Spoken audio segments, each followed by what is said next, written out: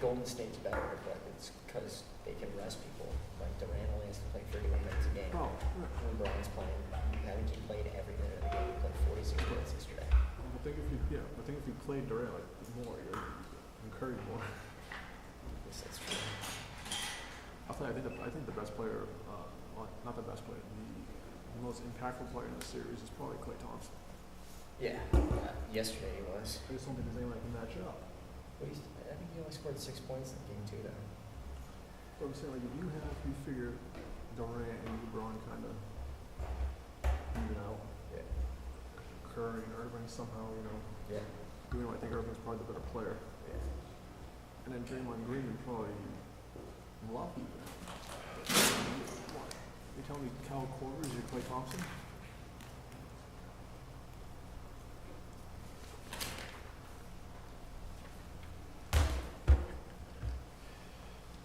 Did you get this before? An email? Yeah. Yeah. Yeah. You did? Not the options technology, what do you think? It's about renting.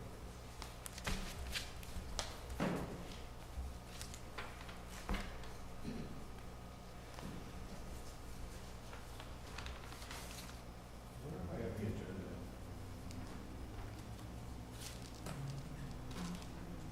You're aware. Gonna do business. Okay. First one. Okay, do you want me to not leave this here? I know that people better come up and talk and stuff. I doubt that anyone's gonna have technology. Administrative system, we did it before, and then we just have to do reorganization, so. Yeah, I think you'll be All right. fine. It feels weird, you're like the only board I haven't been in front of in much. You guys are the only, the last 4 people in town I haven't met. So this is my first time.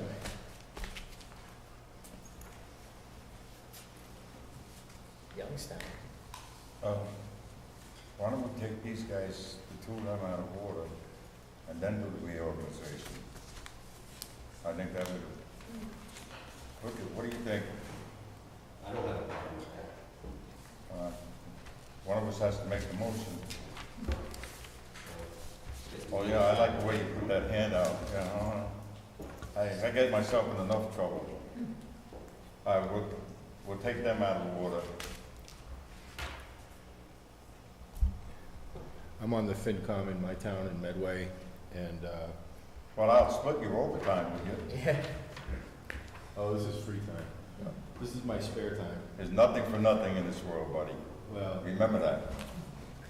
Your free time is costing us a fortune.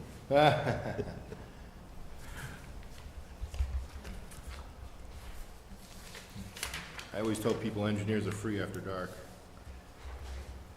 Notice that one of these is 5,000 off. This is 5,000 short. Oh, I got that. I didn't think Excel made mistakes. Human error. It's like every time I You used to know, call, I when take they teach, like, when you go to business school, they teach you, like, you have an Excel, like a computer class, kind of like, they taught you the basics. like at undergrad. Yeah. Yeah, for sure. We had Our secretary, well, old secretary, she's like, in law school. She went to Texas Tech for, like, a business degree. so she's probably got like crazy Excel skills and stuff like that. But she didn't know how to she didn't know that you could add in Excel. And she went to a tech school. Yeah, Wow. they didn't know that you could add. That was like all my internships she had. That's pretty much all they made us do was data She input. put in, like, you ever put in, like, 130 like entries. Yeah. Well, like, you Italia. I walked in there, and she's at the phone. She didn't ask us for adding. She's on her phone, typing them in.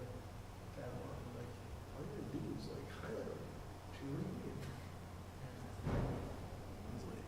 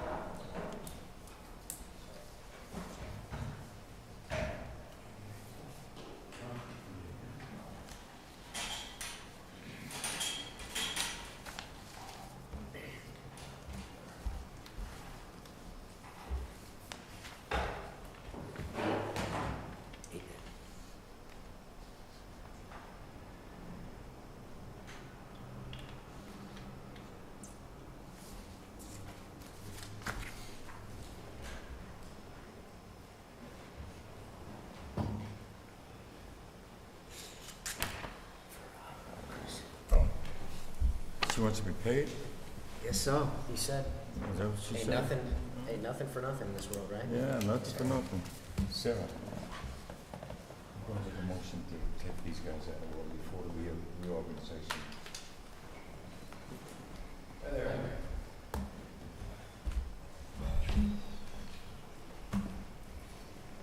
Sorry, I wouldn't stop talking to you. Did you hear what I just said? See how it is? Right after the pledge of allegiance, I make a motion to take them out of order. It's not really. Chair.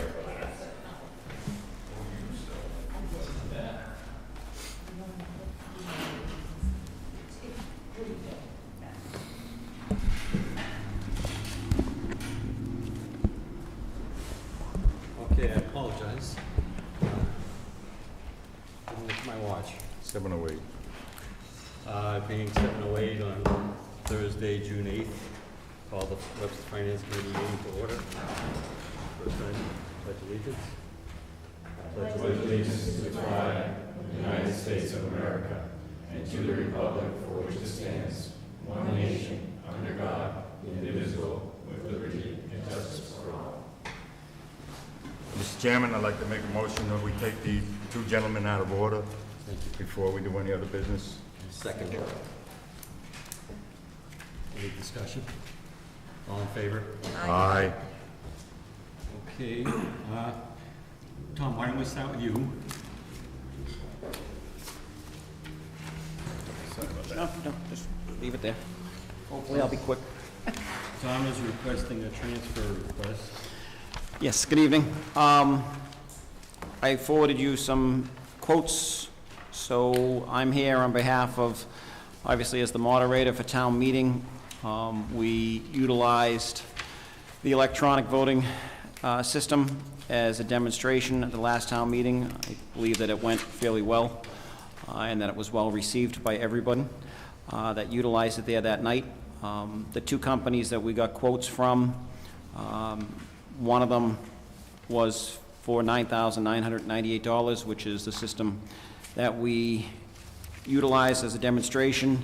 The other company gave us a quote of $36,234. So you have a couple of different quotes. I have the quote for the $9,998 from Turning Technologies to purchase the system with 200 handheld units. And then you have a couple of other auxiliary items, the laptop, the monitor, the cables, et cetera, that Greg Robert put together for me, and then also a speech recognition software to utilize that to do the changes as we go along with town meeting.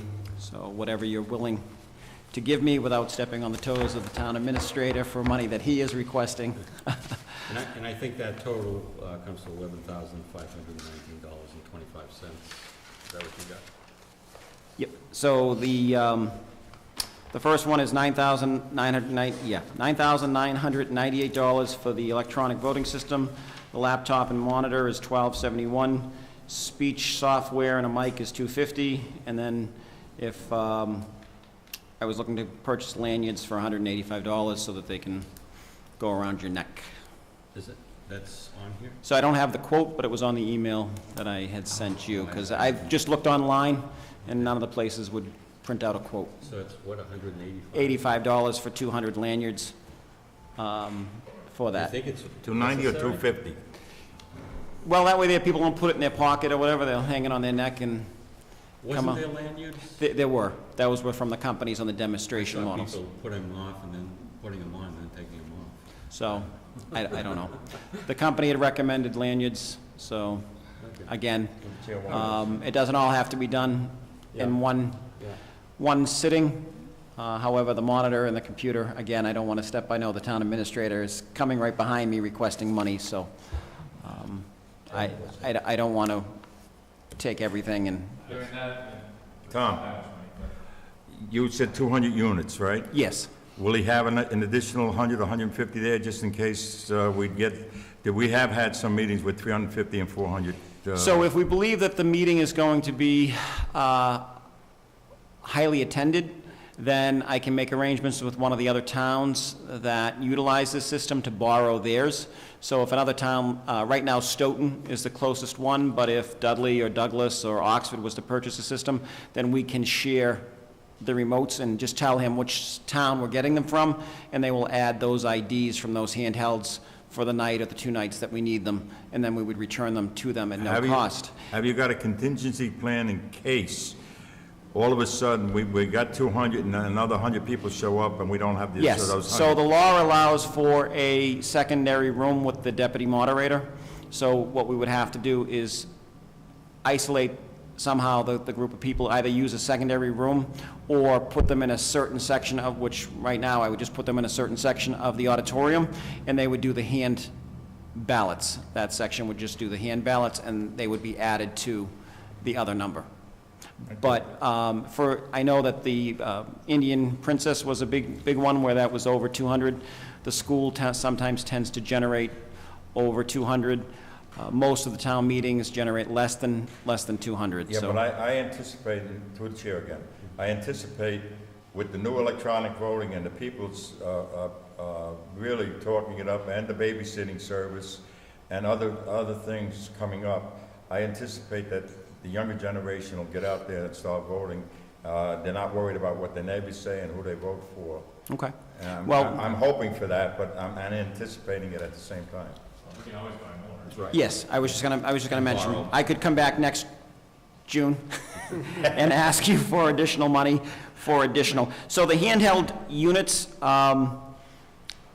are $43.50 apiece, and then there's a license for $250 for the 12 months.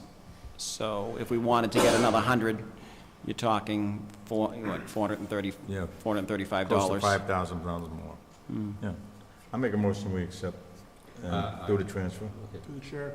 Now, the 9,000. Wait, we have a motion, let's make a motion then. Anybody second?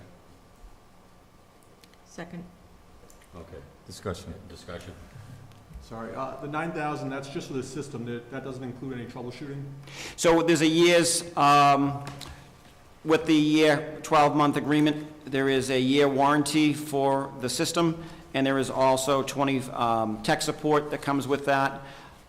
So they have online tutorials, they have training specialists available by phone during 8 to 5 p.m., unlimited, that we can utilize, well, as long as we have the agreement and the license. Did you get all 200 returned? Were there any? Yes, no, we all went back. Okay, good. And when you purchase more, they're individual, or do you have to buy them in lots of 100 or 50? Or No, you can buy them, yeah, we could buy 10 or 1. or 100, yeah. Okay. Right. So obviously, in the future, there'll be a cost for batteries, Yeah. but you can get those in They bulk. say for- that lasts a year, year and a half? 2 Yeah, years? they said that the, I believe Stoughton said they hadn't changed theirs yet, Yeah. and it's been over a year. So the only thing I would say is, I don't wanna buy a laptop just to use twice a year. Right. So either we could use one that's existing, or if you don't mind, I'll just use that one for other things as well. Oh, and I have no problem with that. So it would remain here at the town hall? Yeah. Matter of fact, if there's I don't know if, that, if there's a refurbished one somewhere in town that, because we, I mean, so mine broke, so they have an extra one, so I'm using that one, so I dare say we have an extra laptop just around, right? So, For a one-night stand. yeah, exactly, because, I mean, you're gonna use my computer for the one night. I mean, the price of the laptop wasn't that unreasonable. $12.71. No, $850. 1271 was the number I thought I just heard. Yeah. so the laptop, That's including the, Software. yeah, the monitor, and you're not gonna be using the monitor, but they will at town meeting. So the laptop alone was $850. Okay. So I'm kinda cheap, I could probably take I have 2 monitors, and probably borrow one of those for a night too. I'm willing to get them from wherever. Yeah. I don't- As long as we have them there. Right, I don't have a problem with that.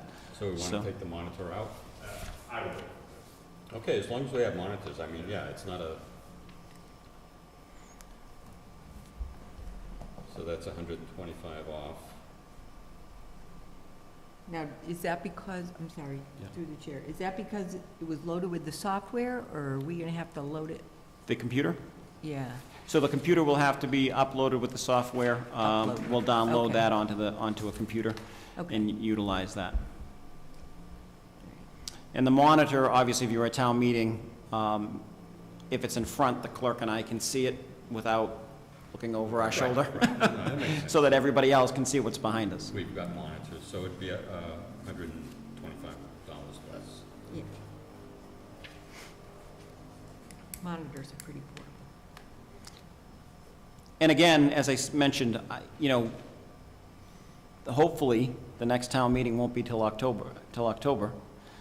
And so, you know, I have no problem waiting for some of these items till after the beginning of the new fiscal year and coming back to you, to this committee and asking for your consideration on that if there's not any funds available for the other items at the moment.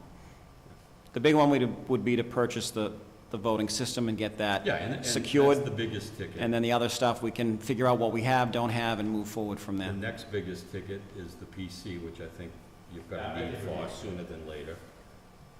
So you think we, I know there's a spare one, so I think we're oh, without, we can take the computer out? fine. Yeah. Oh, okay. And yeah, if for some reason that one breaks, then we can Okay, just gonna have to still load the, it's gotta have that. Download. Download that Yeah, software you onto it. just No, no, I'm talking about the Office, because that's how you do your edits and. Yes.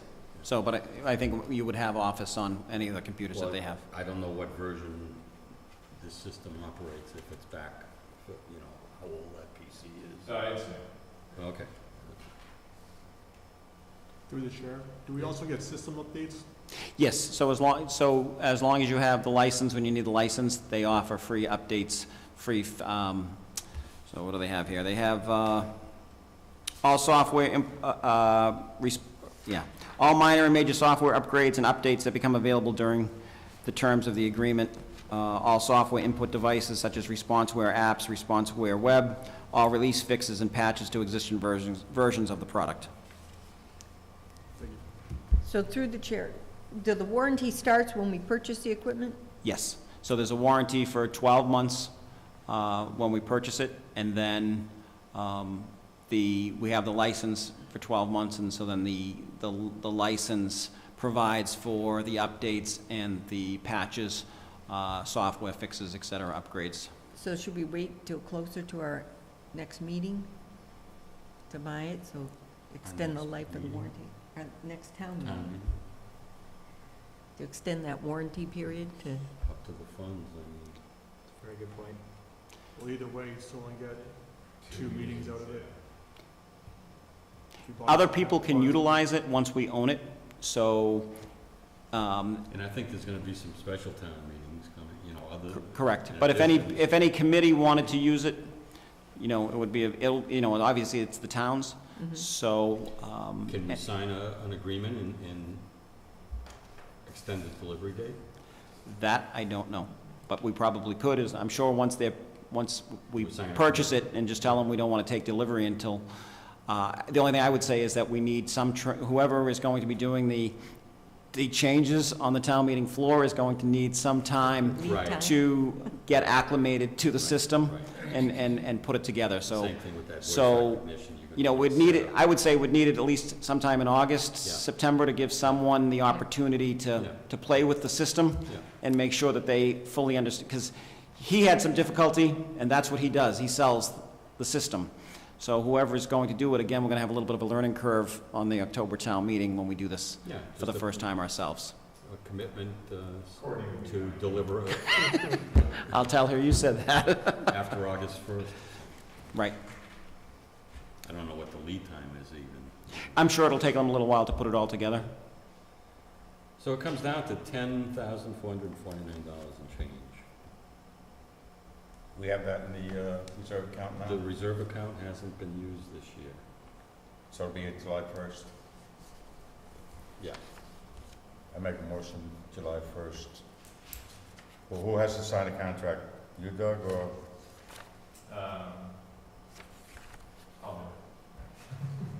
Works for me. Authorize the expenditure on the date of the signing of the contract. Fair enough? Yeah. That's my motion. Second that.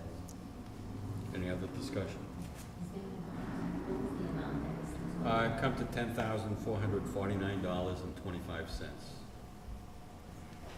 That's minus the lanyards,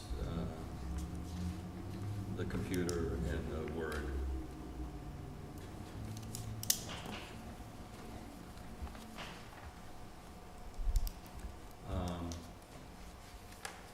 All in favor?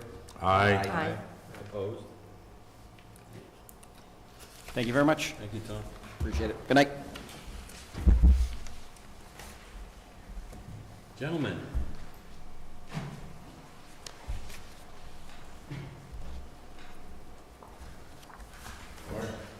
Michael?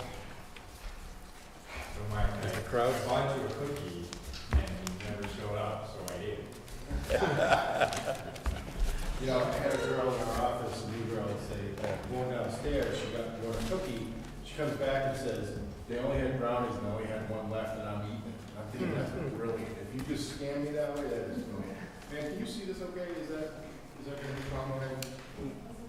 Would it be best if I sat over there? Because I fear I might be blocking. Perfect. Doug, the one we got was, my wife baked your cookies, I put them on the roof of the car. They If flew off anybody's as I came. interested, you could probably scoot a chair up here if anybody in the audience wants to see the presentation. Basically, I invited Doran and Mike here to talk a little bit about the water project, the money that was approved in May for the connector, the treatment plant that's being, seems to be fast-tracked a little bit, and that's a good thing. It certainly is. What I'd like to do tonight is give you a little bit of an overview on the status of where we are with the design and construction of the filtration plant. And Mike has a spreadsheet on the infrastructure and what needs to be done, what we're moving forward with at this point. Is that fair to say, or? Sort of. Sort of. Nobody has seen what we have. This is an informal, Yeah. I mean, I know this is a formal meeting, but Yeah. in terms of where we are, this is sort of a progress update. Yeah. We can tell you where we are with different things, Okay. and what the approach is and what we're doing. Yeah.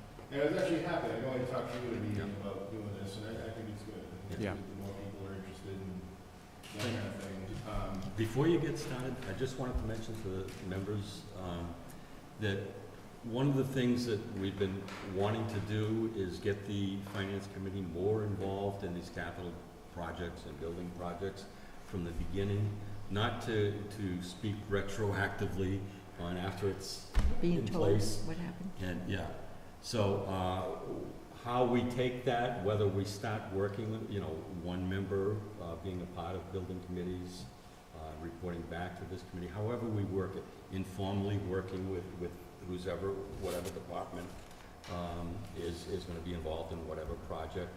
But I think it's a good thing for Finance Committee to have some involvement up front and be aware of things. I think it's just transparent for everyone. So thank you, yeah. Well, actually, maybe I'll just turn it over to Mike and let you start, and then I can fill in any areas that need to be. Is that okay? That's fine. All right. Well, Doran just mentioned about the progress of the treatment plant. And believe it or not, when I was going to pass these around, when I was in our Worcester office today, where I work when I work for Webster, these were on the copier, on the printer, so I just took them. Just sort of some three-dimensional drawings of the treatment plant. There's really no, point to the discussion, or we're not going to talk about them. But I just wanted to show you, how that's progressing. And today we got approval from the state. So we got our design approval today. I need to check to see if you were on the email, but, so you should get a letter on that. So that the state has done their review, and this is a fast track project. And we met, was that last week with the state revolving fund to make sure that, because it's an accelerated, schedule, make sure everybody was on board. And, the DEP and the SRF have been very accommodating. They streamlined the review. So there's, everybody's for this project, so. The way I structured, I wasn't gonna do a PowerPoint, except for you guys, there was one thing I wanted to show you that wasn't in PowerPoint, so, I used the opportunity to do that, and basically, it's a very simple presentation, I structured it around the email. You had an email with, Yes, the yeah, user, yeah. that said what you wanted to see, so that's, I pretty much just reflected that, and then I wanna show you some other stuff, so. Okay. My name's Mike Schrader, I'm with Time Bond, I'm the, Town of Webster's Plant Manager and Project Manager for a number of projects, so. So the first question was the non-labor costs of the new plant. So, and I thought too from some of the questions that people might have, just some questions on how we work and how engineers develop things, so, I was just noticing you already had that. If I, if I Oh, go is through this something you don't wanna hear, then just let me know. Is it okay to hand out stuff? Yeah. Yes, sir. Well, I usually The more the better. The Wednesday for the Monday or the Tuesday's meeting. The more the better. Thank you. So, as part of our scope, as part of the SRF project, so that's the state revolving fund, that's where the project's funded from, we're required to develop the operating maintenance costs, okay? So this, the way that we developed it is, the primary drivers for the costs are chemicals and electricity. So we actually look at each of the major motors that are in the plant, use estimated per kilowatt hour cost, which we validated with Doran, and cost for chemicals, that kind of thing, we add it all up. Now, what I have to tell you though is that, so we're required to come up with the O&M cost for the plant. That's what it's gonna take to run the plant. So what that is not, at this point, is not exactly what you asked for. It's not, well, what I think you wanna know is how much more is it gonna cost the town to run this, right? So the reason why I say that is, so the estimate is $310,000, but this is prepared assuming that this is doing all the water in the town. So this would be 100% of the cost. So to tell you how much incrementally, what I need to do is then back out the existing electrical costs and the chemical costs. And I have that information to some degree, but I think we're gonna have to break it down by bills to get to a better understanding. So I don't want you to think that it's 310,000 additional. Okay. It's gonna be 310 minus. Yeah. The And existing. then, yeah, and then minus a little bit for whatever we use Station 3 for. Yeah. So, but we do, I thought it was a good question, and, I thought that this would be a good thing to show you, because that is how we do this, and we look at that. So the next question was, how did we come up with the price for the Thompson Road water main? And this is a sort of a standard, engineering exercise. And these kind of projects are bid on a unit price basis. So they have their, well, you can see here, we have 33 potential pay items.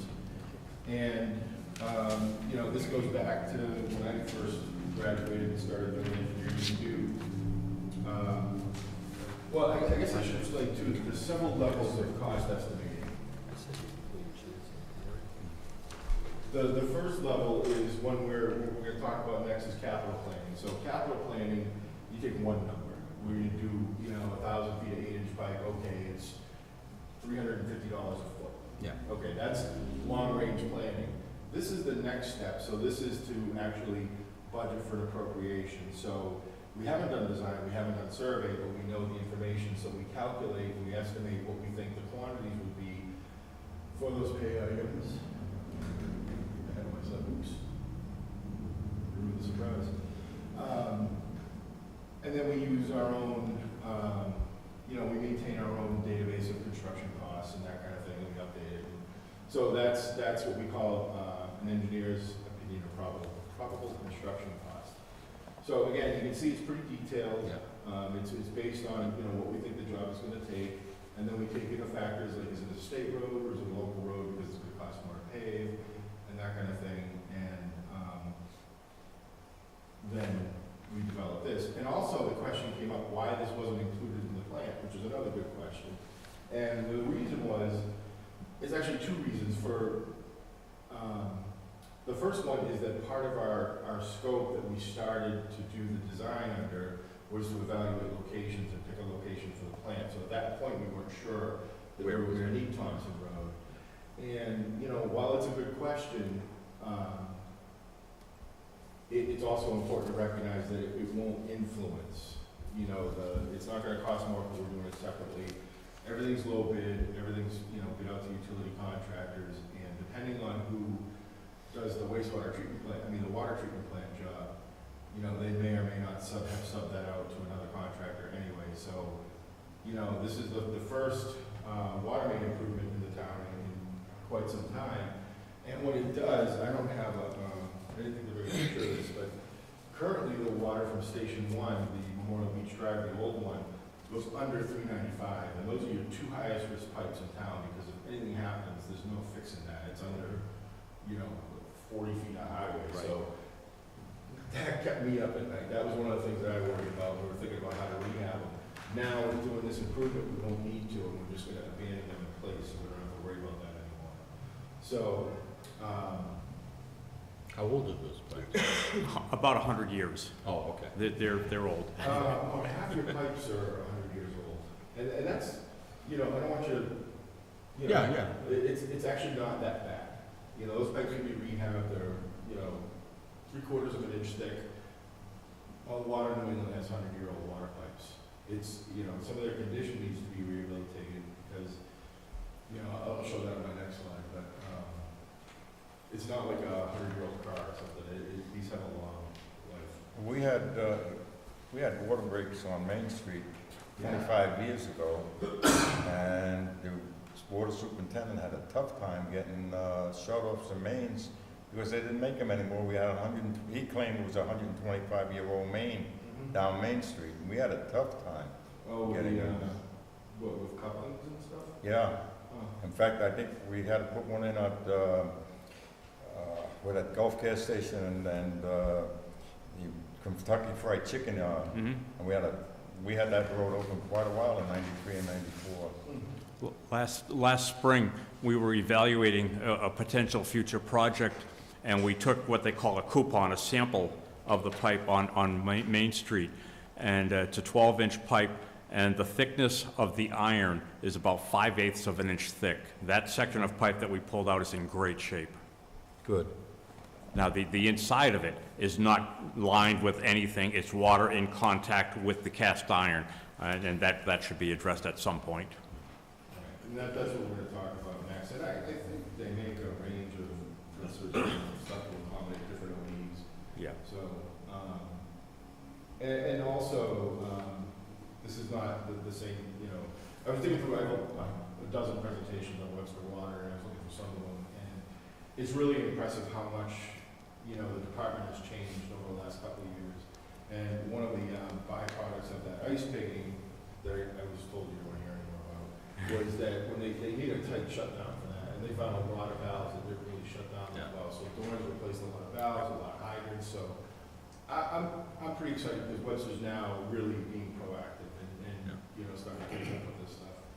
So the next question was cleaning and lining, and cleaning and lining is a pretty old technology. It's from the 70s, and I wasn't sure if you guys really had seen a lot about it. It's not that common anymore. You really don't see a lot of it.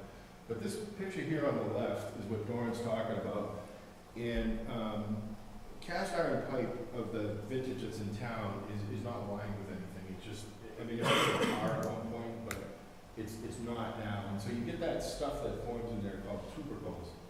And it's sort of a complex mechanism of iron formation and iron bacteria and stuff. The water is still safe to drink, and that's we don't, the old TA would not let me ever show that picture. He's like, no, because it's frightening, you know.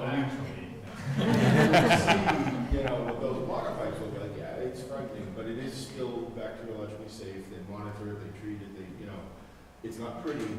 But what happens is all that that stuff in there slows down the flow, it's friction, you know, and so as a result, we have fire flows that don't meet the requirements.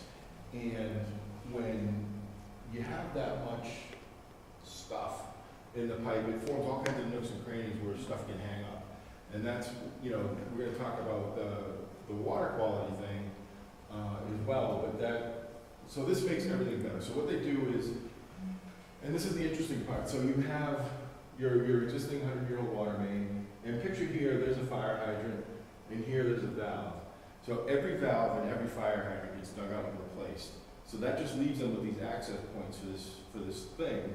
And they take this jig, I wish I had a picture of it, it looks like it was like a pool popper to catch whales on it. It's, you know, 6 feet long, and it's got these, you know, series of round discs with lots of little scrapers and forks on it. And they put it in, they pull it back, they turn around, they pull it back, they pull it around, they turn it back, until they've cleaned that. And this one actually shows the lining in there. Then they have another specialized piece of equipment that is a bunch of like stainless steel, I don't know how plates because they're not that thick, but it's like a trowel and it's spring loaded.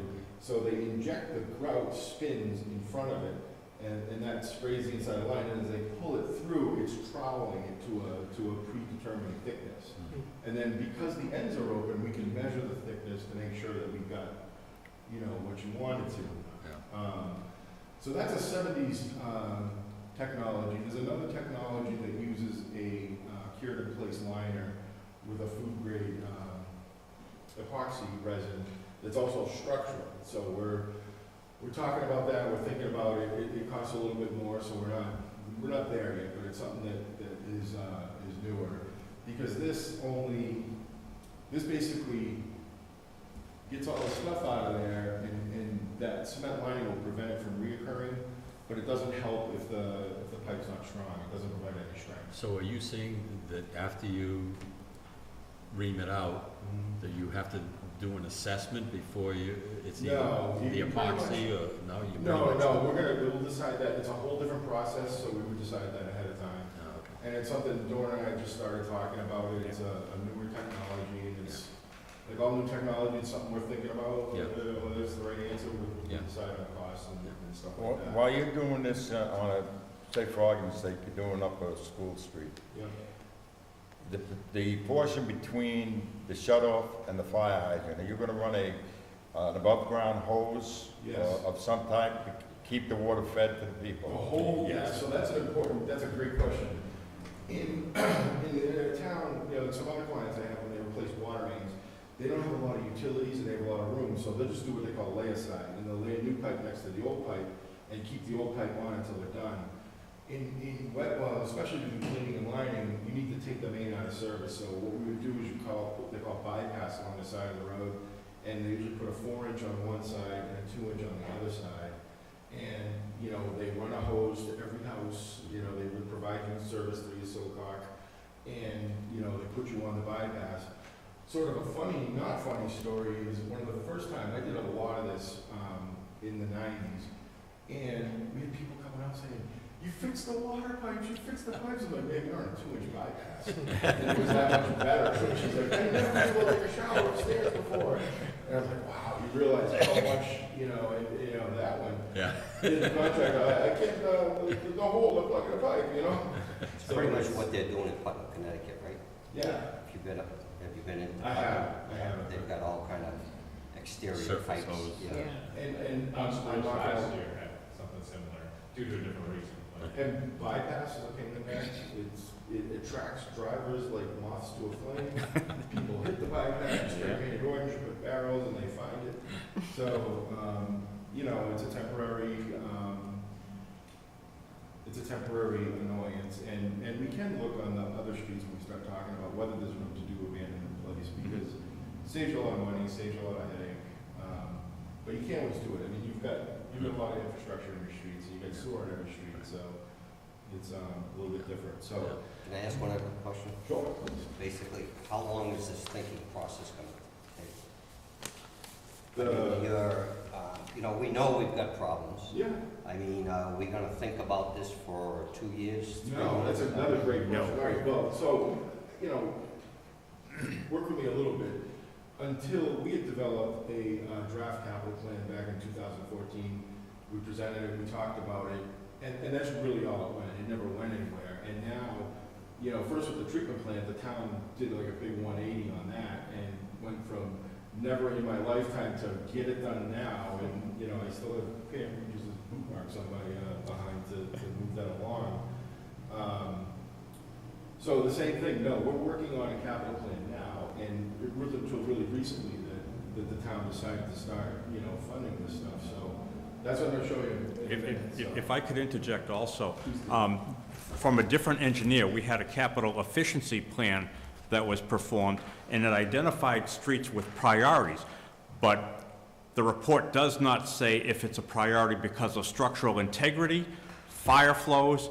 There's no mention of water quality in there, which is why we're talking about redoing it again, so now we can focus on water quality, which streets will give us the best bang for the buck. So, Sorry, Mike, on the last picture, the picture with the nasty one. Yep. And so ice pigging has been very effective for us, but, you know, on pipes like that, there's so much crevices that it. and it's actually designed, this was really interesting because I learned a lot about ice pigging on that project, because that was a new technology. And I thought, you know, first I thought it was just like an ice machine, like a cowboy thing, and they were just blowing it through. It was an incredibly controlled process. And they control the density and the temperature of the ice. And they intentionally, when the pipes look like that, they soften the ice because they don't want to tear those off, because first of all, it creates a new corrosion cell and an opportunity to bear pipe. And secondly, they don't know, I mean, that might be what's holding the water in, Right. you know, and they don't want to tear off the, you know, the tubercle and have it leak, so. It's probably more like those pockets that you say develop, and that's where because it's slower flow, Mm-hmm. the sludge Definitely. builds up, and that's what the ice pigging really, It cleans Gets up rid the, of. I think the technical word Go is. to chair a second. This is all well and good, and I'm 1,000% for it. But I'm also 1,000% against cost overruns, and we have to know, and we have to prioritize, if we're gonna put a finance committee member on every one of these boards, the cost to the town for the next 10 years, to the taxpayer for the next 10 years. I was told a project like this can run as high as $100 million for a town. Now, I may be way the hell off, but what would a project like this, to do our entire town, would I be in the ballpark with $100 million?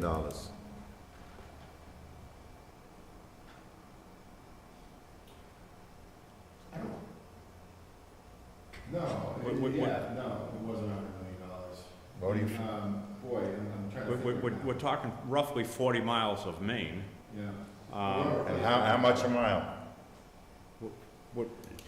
First of all, it depends on the diameter of the pipe. The larger the pipe, it's going to cost more. Now, I don't have a quick number on that. Perhaps you do, Mike, cleaning a line for various mains? It's, There it is there. you know, 200, you say $200 a foot.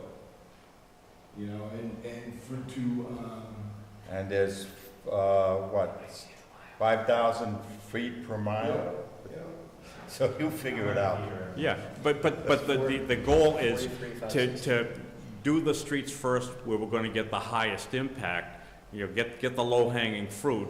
That way, the most people will be receiving better quality water and No, just keep on picking away. This is, I to the chair, like I said, if you're gonna put a finance committee member on the board like yours, that's one of our first projects, is to maintain a balanced amount for the taxpayer. Absolutely. And you say priority. For argument's sake, School Street is priority, and I'll say to you, oh no, Street can't be, because Negus Street is older than School Street. No, we want the lake, because the lake is newer and it'll be faster, and so we're gonna run into problems like that. And it's always a balancing process. And as I mentioned earlier, do you go for structural integrity? Do you go for fire flow protection? Do you go for water quality? We have to balance all of that so that we're getting the most for our money. And I think you know some of the answers because of the system you put in place with pressures.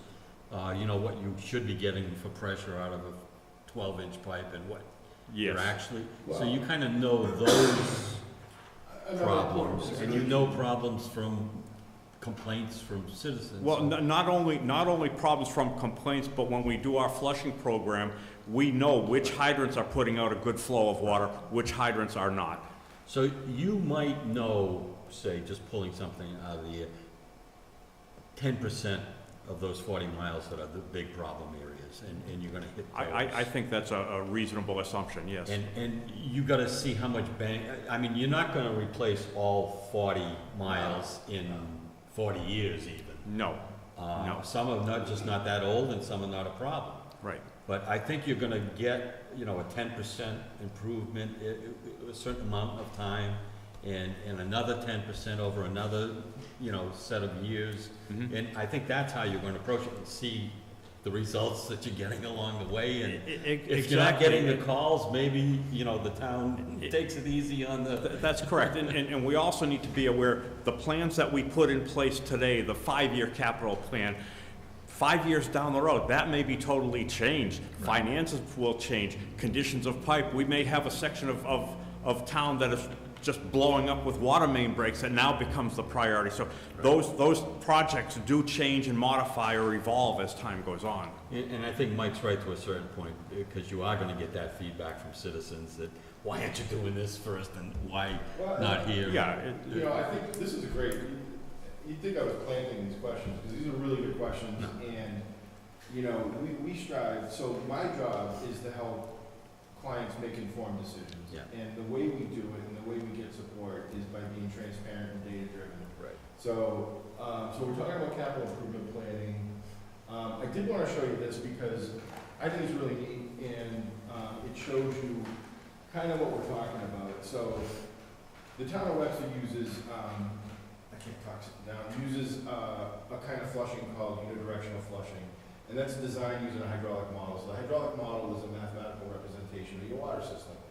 And what we do is, you know, we designed a flushing program that gets the maximum velocities and all that stuff. And there's a binder about that thick with all the sequences that they shut off valves and all this. And it tells you what the model thinks you should get, and they write down what they actually got, and then we recalibrate, right?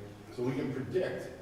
And so by using that, one of the things we can do is in the model, you can replace the pipe, and it's a lot easier to replace it in a model than it is in the street, but you just change the value, and then you rerun the model and you see what happened. Yeah. So the one thing we didn't talk about, Doran, was fire flows.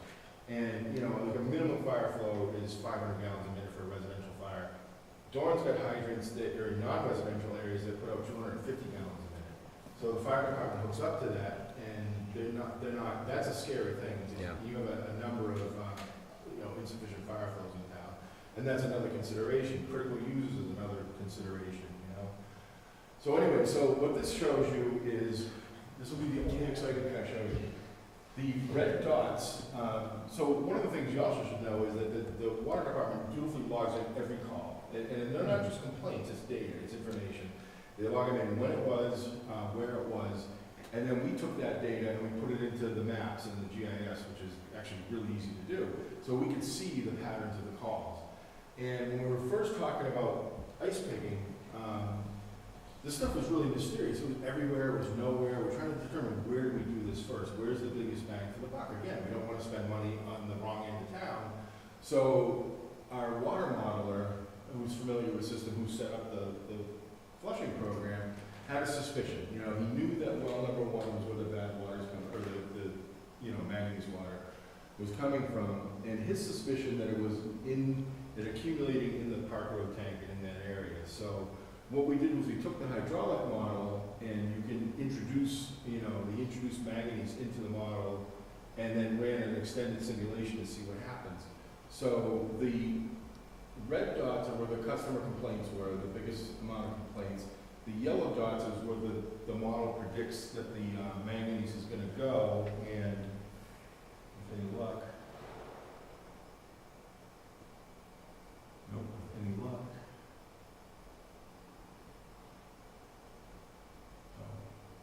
So watch the simulation, and watch what happens. So this is our model predicting where that dirty water is gonna go. This also probably tells you the number of calls. If you, to the chair again, if you put computerized systems in every one of our water plants in the town,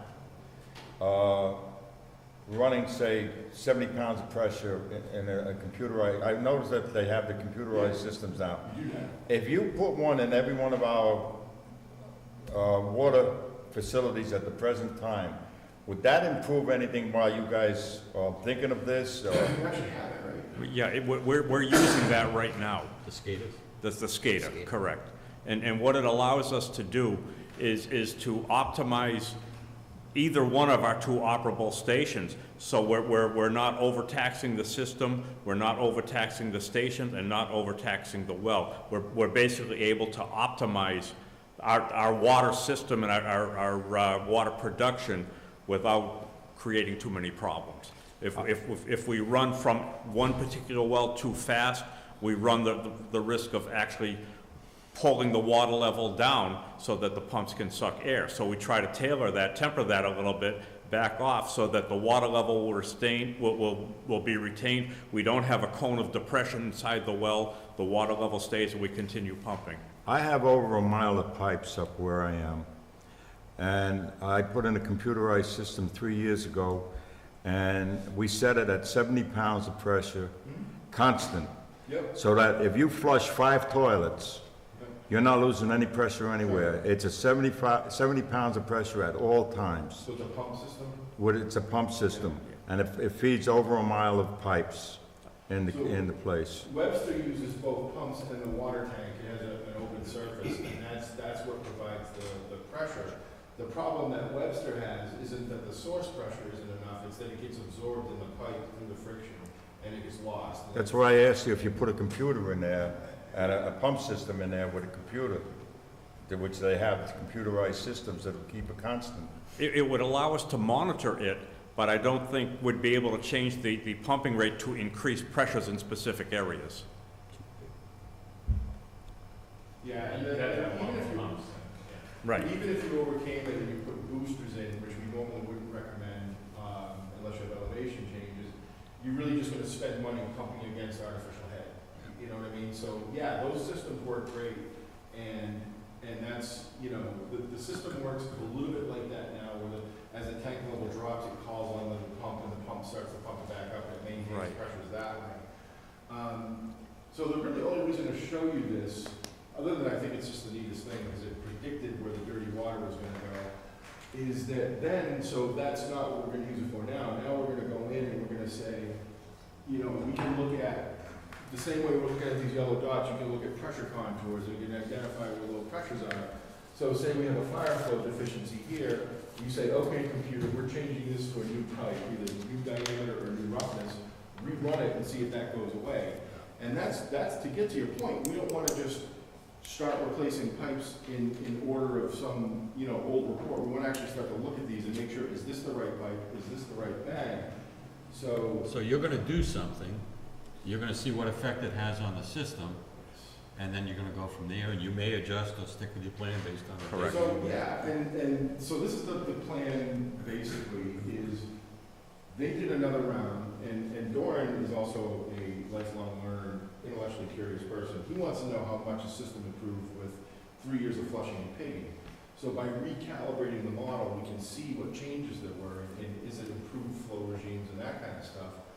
And then we're gonna take the list of pipes that we've been talking about and run it through the model, and just see, you know, what do you get for bang for your buck, how many problems does it fix? And then, you get the discussion, and if you guys are part of it, like, well, you know, is it the fire flow here, or is it the pressure over there, you know, and you know, you come up with, the point is, when you're talking to the public, like you just said, you say, all right, this is what we based it on, and this is how we make decisions.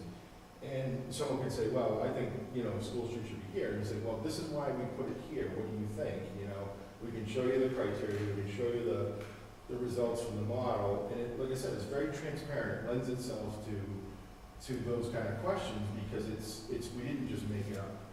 We're engineers, we don't make anything up, we're very kind of boring. How much do you depend upon the fire department's input?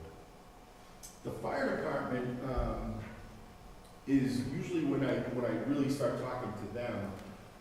One, it's a great idea to invite them to the meeting. Two is when, we start designing improvements, I usually talk to the chief and say, well, how do you like your hydrants? Do you guys use a hydrant assist? Or, one of those valves I just put on a driveway from, and, where do you like them, where do you not like them? And they just tell you, don't put them in the cul-de-sacs, don't put it at the end, put it here, and, that kind of thing. And we'll talk to them, about any other preferences they have, but it's sort of interesting, because the firemen and the engineers both intersect at water and pumps, and they know a lot about pumping, a lot about sources, and we can validate with them where they've had, nobody wants the fire department showing up. I mean, they got, 6 minutes to save a house? Right. And you open that hydrant, there's nothing there, that's That's the not- biggest concern, is pressure. Yeah. Right. Now, as a little bit of a follow-up on your question, we've recently been contacted by the fire department. There's a new program that is under consideration in Webster, but I guess it's gaining popularity throughout, to paint the hydrants our standard yellow, but the bonnets and the caps would be painted a color based on the available flow. And it would be a lot of work. When we do the flushing program, we don't do every hydrant. We probably do 40% of our hydrants, so we would have to do a little bit of investigation on that. But if we could get that completely in place, you can see where that could be a huge benefit to the fire department. Didn't they find out a few years ago that our hydrants were not they were not all the same size, and our hoses weren't compatible? We had to buy fittings for our hoses. I have not had that been an issue since I have been in town. I can only assume that issue has been addressed. All right, sorry. On your last slide, you said the tank might have been or it looked like it was coming from that well over the tank. Or what have we done to that tank? We cleaned it, right? We try to clean it every 3 or 4 years. Most recently, we cleaned that tank in 2015. Or, if I remember correctly, I'm going back to the tank because I live up in that area. And I think at a meeting, a couple Board of Selectmen meetings past, you were there, and you said Eastern Ave had a problem with dirty water? That is one of the next streets that we are looking at for ice picking this coming fall. Eastern Ave, and basically working our way down Poland Street, Clay Park, Lake Parkway, and down that way. The Eastern Ave, and off of Eastern Ave also goes through the high school. So, it's important in that one. High school? That feeds the high school? That feeds the high school. It loops through from Lake Street through Eastern Ave, through the high school, and then over to Poland. And those are the areas, the streets that we're really looking at for the next round of ice pigging.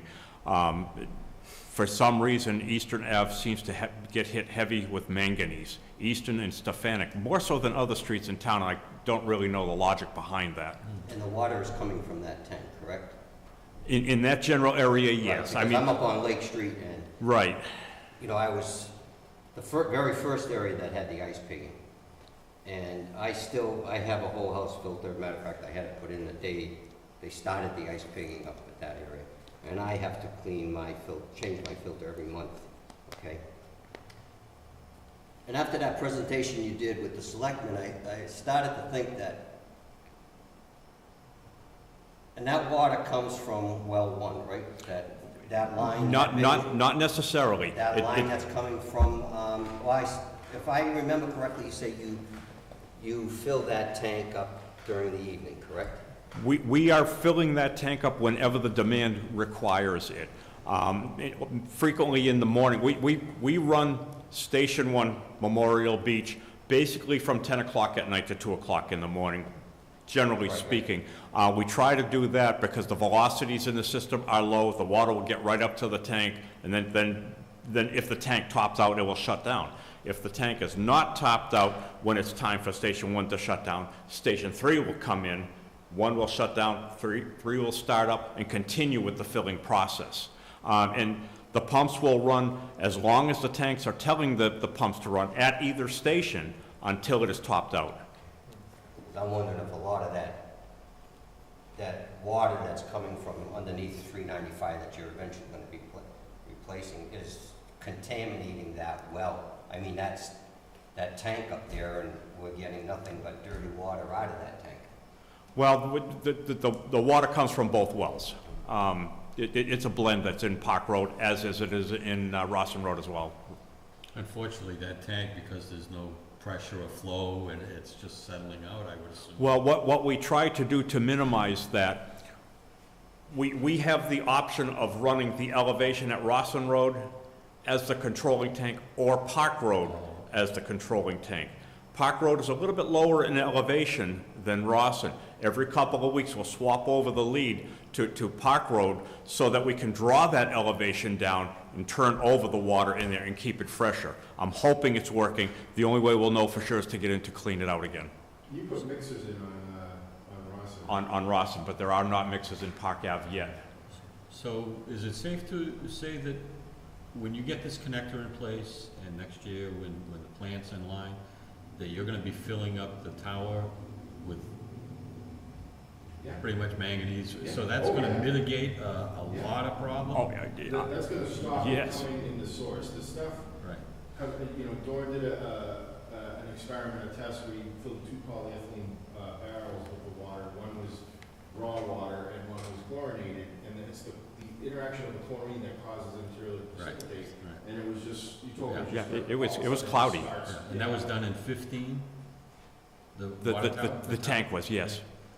So it's gonna be up to be redone when this plant goes online? It would 18? probably be wise to have it done anyway, even if the time hadn't elapsed, it would be wise just to start fresh. That's not fresh, But absolutely. it's a small tank, so it probably turns over. Does it turn over okay? We have to watch it and make sure the water level drops down. It's a 100-foot tall tank. We like to get the water level down to about 80 feet so that we can turn over 20% of it. When I first started, the turnover in that tank was just a couple of feet.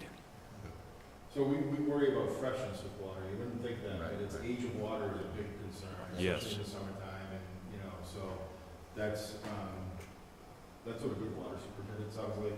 And would actually like to be able to drop it down lower than that, but if we get lower than that, then we're running up against the potential for fighting fires. You can put a mixer in there too. Yes. You know, that's not a huge expense. Right. So that's what the kind of stuff that we're talking about. Yeah. So, you know, we're gonna go through, prioritize and rank these, update the capital costs from the 215 report, and then determine rating. So there's a financial component to this. We're not blind to that. And that part is still underway, but I just wanted to give you a couple snippets of what we do. And part of it is you know, so we do, this is really a rate study is what we're doing as part of the financial component here.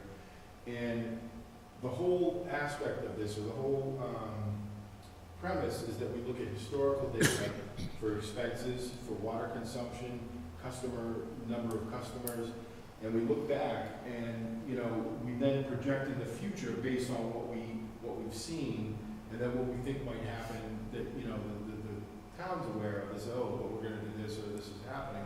So this is not, you know, this is just to show you sort of what it looks like, but we look at really all the expenses, and they go down to here, and we look at what are the values been for the last 5 years. We do a little trending analysis. We talk to Doran, we say, well, what is it? Why did this drop off? Why did this increase? What do you think it should project at? We project those going forward for 10 years. So we do a 10-year projection. And then ultimately what we do is we figure out, you know, these are all of our expenses. This is just a sample, but these are all of our expenses, right? We break them down into capital, existing debt, indirect costs, salaries, expenses, operating expenses, this is rate-funded capital, which are projects, and at the top is new debt. And we actually project, so what we trend is the two lines that we trend is, one is the revenue, the new revenue that we're predicting based on actual projected consumption based on the historic, and then this is retained earnings. And we say, okay, so we add in, I'm sorry, I'm sort of jumbling it up, but we also add in your existing debt structure, which we have from the bond council. We have the indirect costs, and then we look at future projects, and we're gonna put in the cost of those projects, and that's when you start to look at it. Well, if we can't, you know, we look at phasing them, and you look at a couple of things, so you come up with $7 million worth of improvements total. That's a discussion that we need to have as well. How fast do you want to go? Because one, you can't tear up the whole town because it's not gonna, people get really unhappy. Two is, you know, it has a financial component too. And so this is how we plan, and what we want to do is decide what do we want to maintain for reserves in the fund balance, and then that's what drives the rate increases. So you say, okay, we don't want it to go below this threshold because you need money for unforeseen events, and you know, or if it's a really wet summer, you don't get as much water revenue that you think you're going to get. And we, excuse me, we actually plan it out. Now, we wouldn't, you know, we're not going to say, this is your water rates for the next 10 years, because you just don't know. But we, you know, you can get an idea of what they're going to look like. And then you can set them, you know, you can do it year by year like you're doing, which is fine. Or you can do it for 3 years, and you can say, this is what it's going to be. Right. So people kind of see it coming. Then we also, excuse me, also look at the per customer impact for, you know, residential users. Actually take a look at, based on what their actual consumption is in town, how much is that going to impact people? It's usually what's surprising is when you look at it, especially if you're looking at debt funding, is it might be $30 a year. It's not, it's, you know, in my experience, it hasn't been these crazy, you know, people are going to, you know, have to forego something because of the water improvements. And that's really the whole point, is that you structure it so that you can afford it based on what your own criteria is. Yeah. You know what I mean? The town is sort of controlling its own destiny. And if you say, well, we can't do more than this, then you set a limit there, then the reality is either projects move out or drop off or what. And it's a good point, because I think, you know, we're pretty well settled on the water treatment plant. The connector is in place, and we just talked tonight that alone is going to have an improvement on the towers, tanks, and that'll precipitate some improvement along the way. But when that goes online, we need to be thinking now about year 3, year 4. We're going to do a 10-year plan. Yeah, and I think the sooner that comes out, I think the better at this point. We're you know, We're being up Mike about the price of water. So, yeah, and the beauty of the model is it's very dynamic. So we can say, someone says, well, I think that's too much, and we say, well, let me show you what happens if we change it, you know, and show you what happens to your reserves, shows what happens to your revenue. And, you know, it's just a very transparent, the whole process is very transparent. Yeah. And, you know, sometimes I hear from people that think, wow, I've never seen the data presented like that. Yeah. So it helps you, you know, because that's your job. Like I said, I'm on my own FinCom, is, are we doing the right things? Are we, you know, spending like drunken sailors, or are we making measured investments into our community? In your 10-year plan, Yeah. do you estimate percentage per year of an increase for labor, material? Yeah. Because everything costs more. Yep. Approximately, what do you, Well, what figure do you use approximately? 3%, 2%, 5%? You know, you can, yeah, 3% has been the number since I graduated from college. It's a little bit high these days.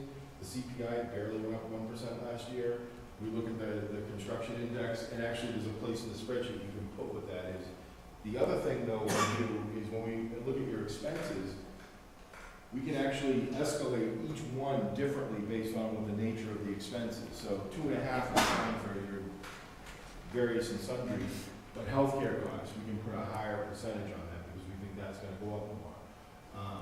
That kind of thing. But yeah, I do, I project the costs going into the future, and then we look at, the future costs. And since you asked that question,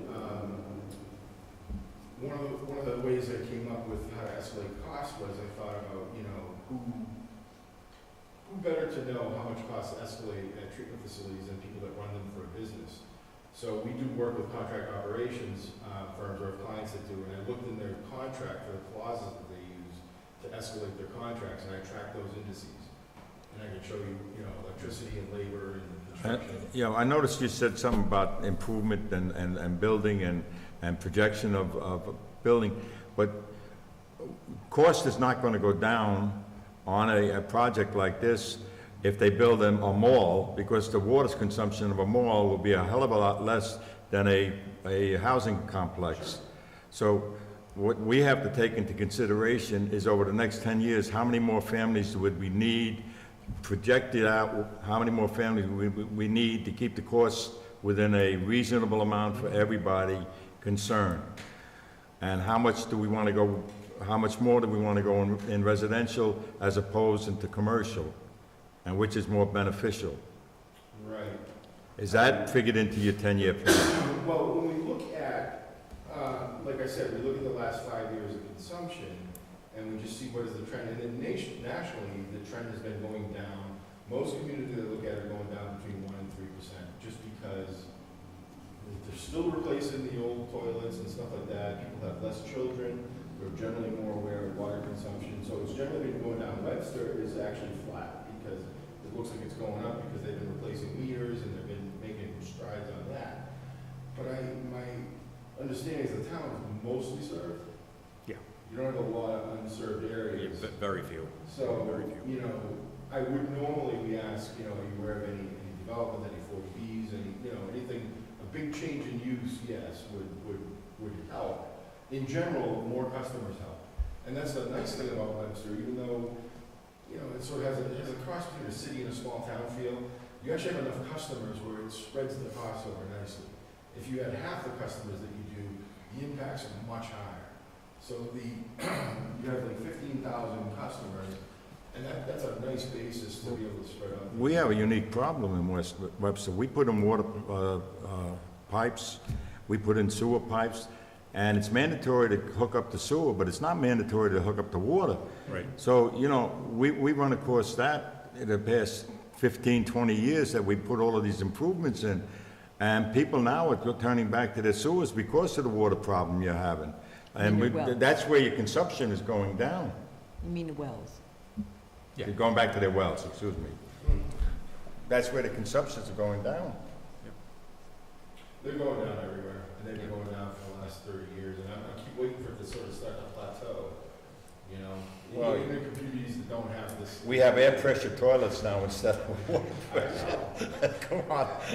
And everybody, it's a few dollars more, but it's well worth it if you're gonna pay these water prices. You know, it's a whole nother side topic, but it's really interesting to me is societal changes, and, you know, like I said, less people have less kids, and they've been tracking it. You see the line just keeps going down, but it keeps going forever. I mean, you know, we're gonna end up with dust.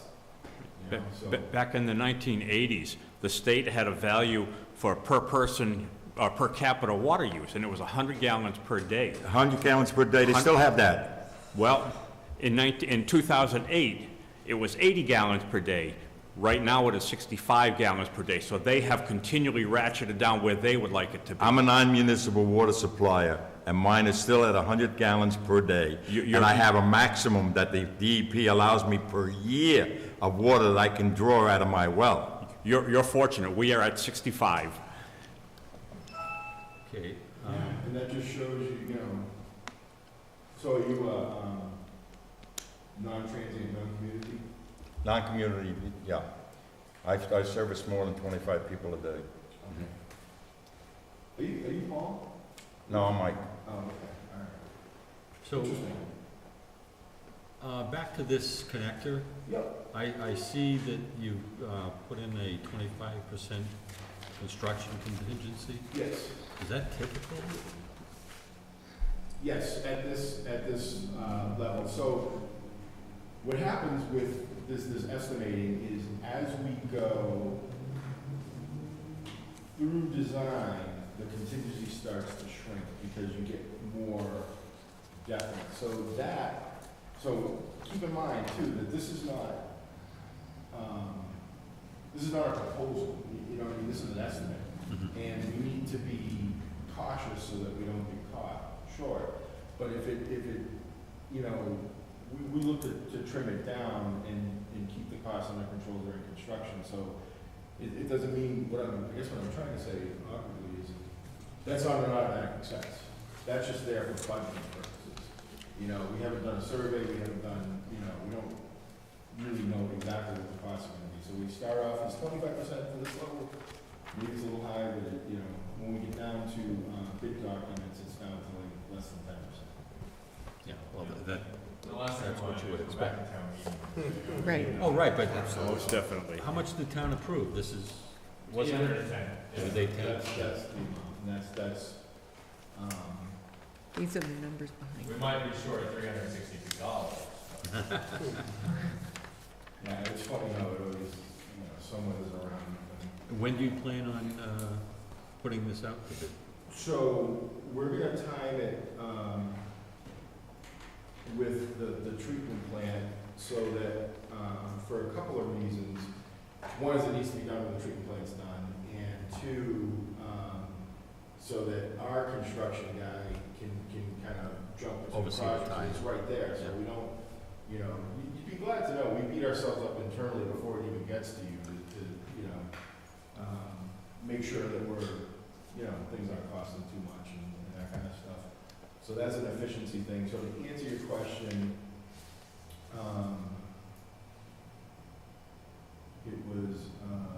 it would be next, like, spring, you know, next summer, because the plan's gonna take that whole year.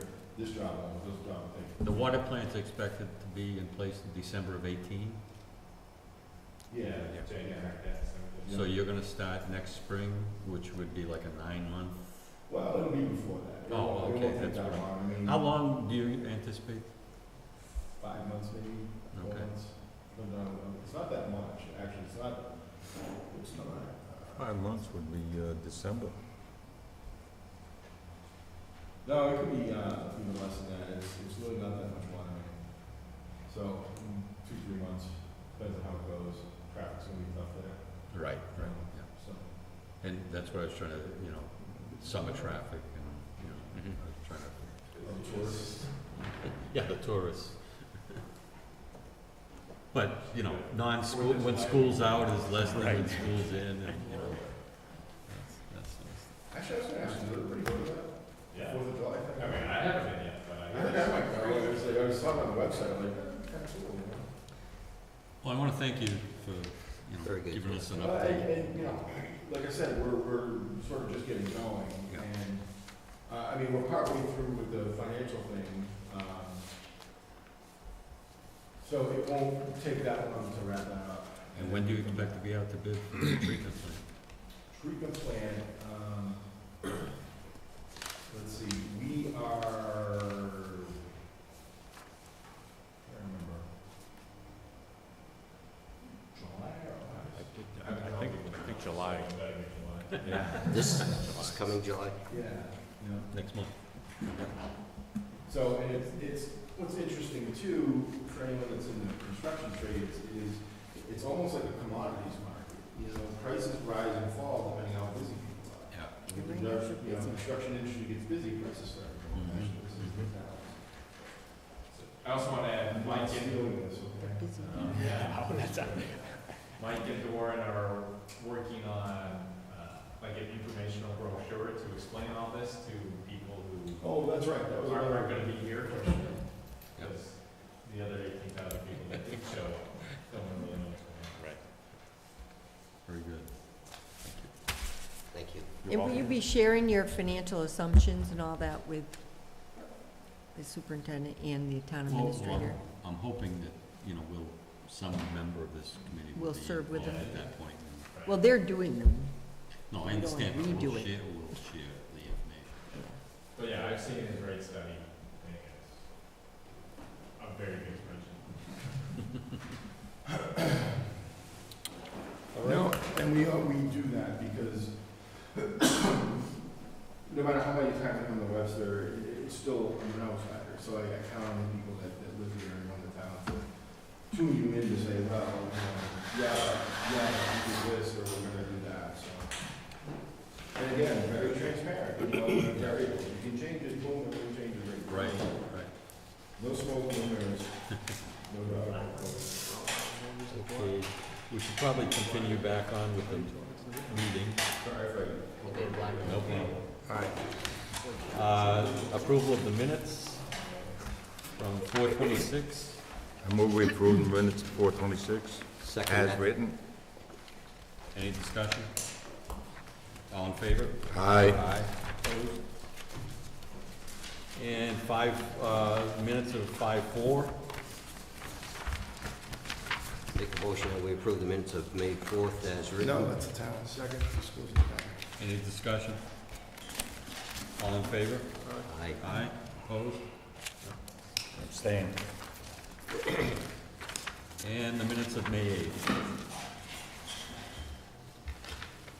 Make a motion that we accept the minutes of May 8th as written.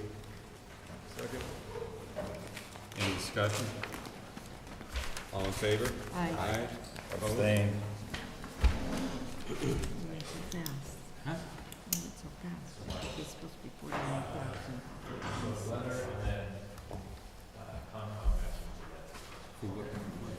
First one. I just looked at the wrong.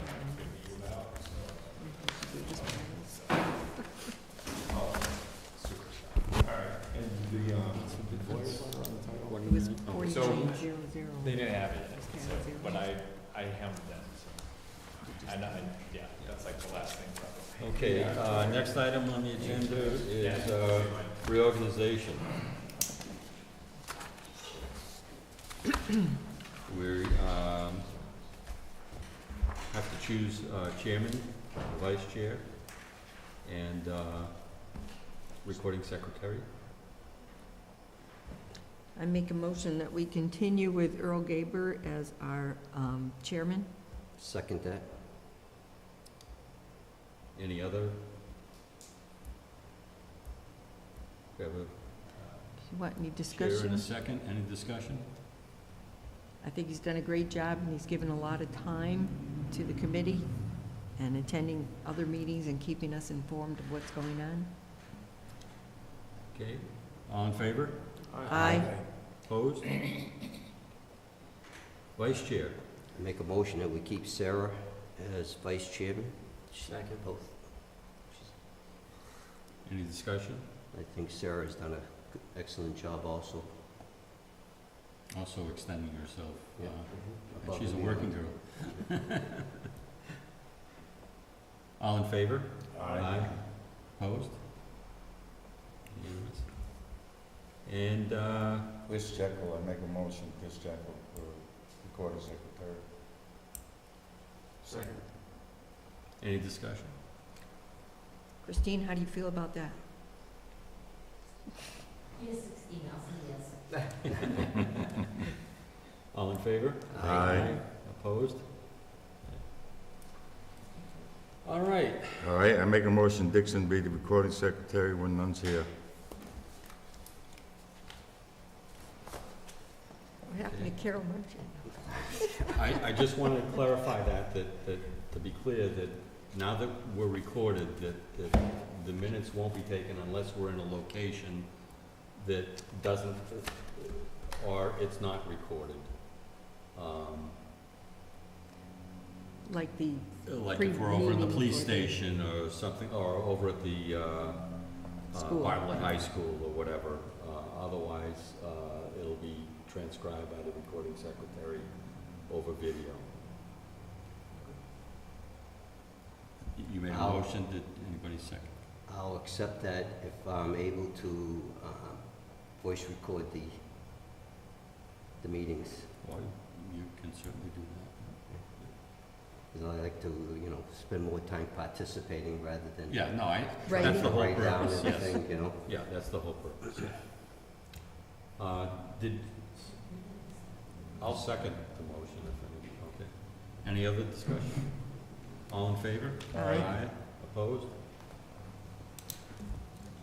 Neil opposed, but no. Do we need to choose people to serve with, like, the water department? Well, I think we're gonna do that, but as projects, you know, come up. Occur. And this is really the first project on the table, so this. Why don't the two of you talk over subcommittees again? That's the way you should do it. Well, yeah, Well- I think that's what we're going to decide, probably not tonight, because it's been a long meeting. Yeah. We got a few things to go over, but I think at our next meeting, we'll have to decide how we're gonna organize and review our Subcommittees always Our did work plans. for this board, and we went away from it for some reason, I don't know why. And I don't know that subcommittees, well, it's a We don't call them liaison now subcommittees. because of the changes. Right, and the terminology. But I right. think we'll put a liaison to capital equipment and building plans.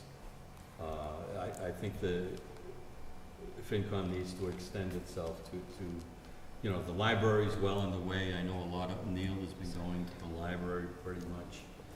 But I think this is the newest, capital plan is the treatment plan.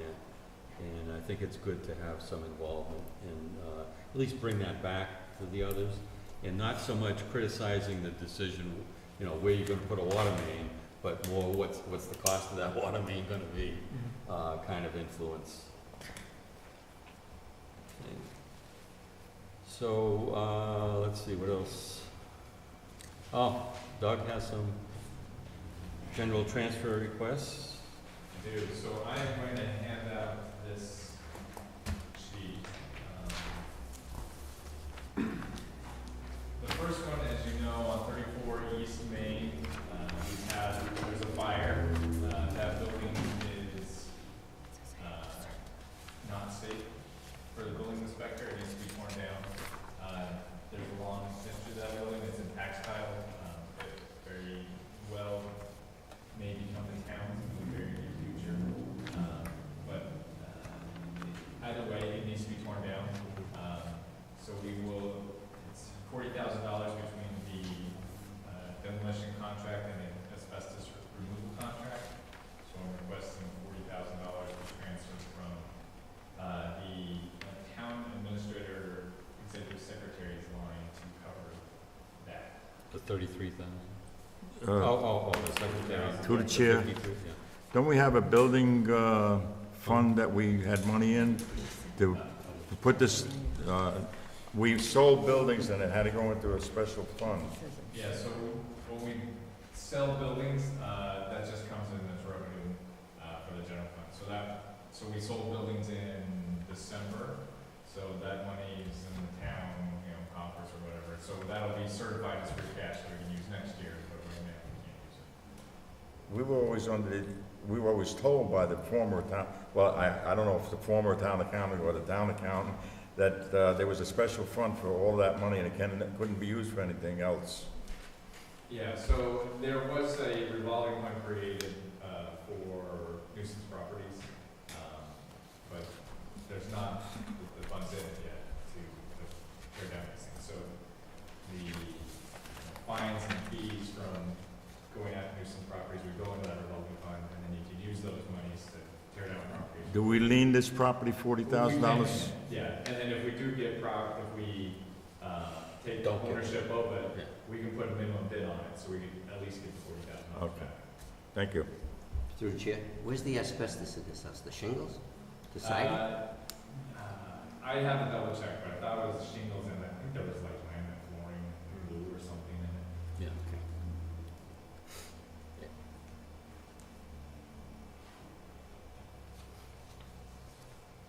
So that was my first request. So the second one, is, as you know, there've been some high-profile crimes. There's a shooting a few weeks ago, so I'm requesting a $32,000 for a mobile security camera that's on a trailer. It can be moved to different locations based on, you know, where the recent crime hotspots have been. So we want to put that out there as one of our proactive patrol techniques. Through the chair? Yeah, Now, the police department would be using this? yes. Is that something that they could use from that? Don't they have a special fund? Oh, the law enforcement, the drug, it's things like that it should be used for. Yeah, so they can, I'll double check on what the balance is on that account. My fiance, not positive. And just while we're on that subject, I had brought out, that the interest on that account per state law should be going to the general fund, and that hadn't been occurring. And when I brought it out, it was verified by the acting town administrator at that point, but I don't know if the funds have actually. We move back into. Last year's. Right. This is ongoing, this is nothing new, I mean, it's ever since the fund, the interest of Yeah, the it's been going on for 10 years. it never went over to the town. Right, so there may not be much in that, but, I get that. Nobody knows about it, never know. Yeah. So, maybe if we could, I would suggest passing a motion that if there's not enough funds in that account, then we can, do the transfer requested. I'd like to amend that motion to say the balance The balance. would be paid, we're approving the balance remaining after use of that drug and, That's what you want to do, Sure. I'll second that. One more question while we're on with the second. Wouldn't fixed cameras be a little bit better than a trailer? Well, so Like we have cameras are on- good if the crime's there all the time. So the hope is that, the crime's good with the camera and with proactive enforcement, it'll deter it. We are doing a couple of, permanent cameras on Main Street specifically. There'll be one with the library. We're installing two farther down in the downtown area. For the first time, not be. I for the first time saw a walking patrolman yesterday, and I thought I was gonna have a heart attack. I haven't seen one in years on Main Street. What happened to our bicycle and walking patrolman from Main Street? Well, he's out there. So, Officer Joe Reed's out there, and he patrols this area, and he spreads out a little bit as needed. But yeah, he's assigned to the downtown area. Yeah. And I think you mentioned that very shortly, there'll be 3 new patrolmen when the 2 get out of So grad. there's 2 in the academy right now, and then once July starts, we Yeah. have Yeah. So that'll be 2 new people on the force. One other question to the chair. We have confiscated drug paraphernalia like cars and whatnot and where not. When is this stuff going to be auctioned off to pay for items like You this? auction off drugs? I'm sorry? But yeah, No, confiscated equipment. yeah, so from what I've seen, we won't get any money from that stuff. It is, Well, we were told, again, yeah. that the Armory housed quite a few cars and Yes, other there are quite a items. few, but they are not very much. completely under the weather. I'm surprised that some of them got in there. Thank you very much. Yeah. So we have a motion and a second, I believe. Did somebody- I second it. Mhm. Yeah. To approve the Balance. transfer Balance.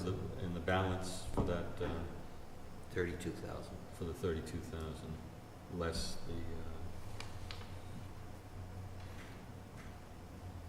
police fund.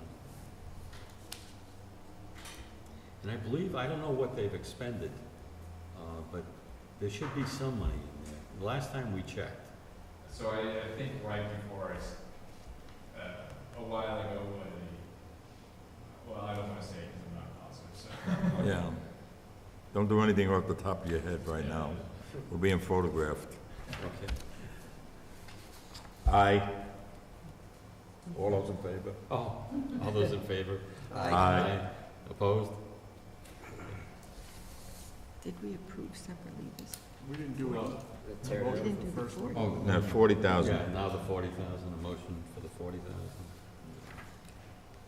I make a motion to approve the building inspector $40,000 to tear down, is it to tear down 34 East Main? East Yes. Main, yeah. Second that. 40,000. Any discussion?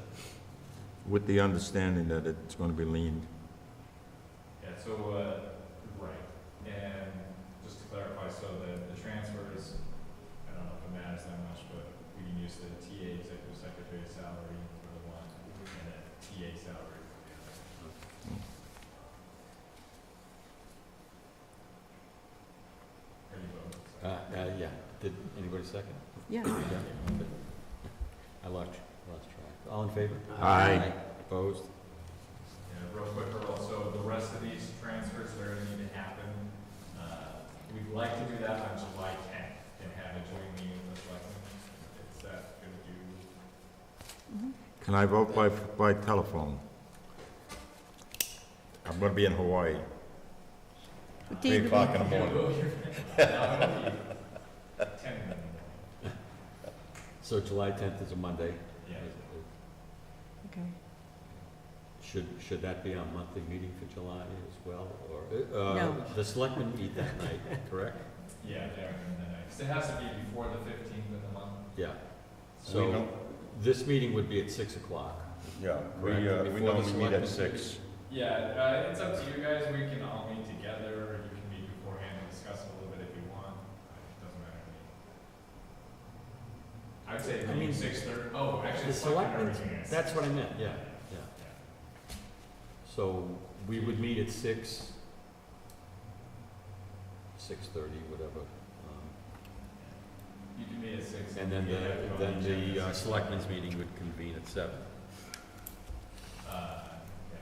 The selectmen meeting will start at 6, so you. Oh, it will, the selectmen's meeting will start? They're on summer hours, I think, right? Yeah. Okay. Oh, okay. So 6 o'clock on the 10th. And again, I know that phone is allowed. If you do not have a quorum, call me. Okay. Is that fair enough? So, yeah, I mean, I'd have to double check the open meeting. Yeah, they allow phone, Yeah, they do. yeah, voting now. I learned There's certain that. You just procedure. can't be the chair. There's a certain procedure, right? Yeah.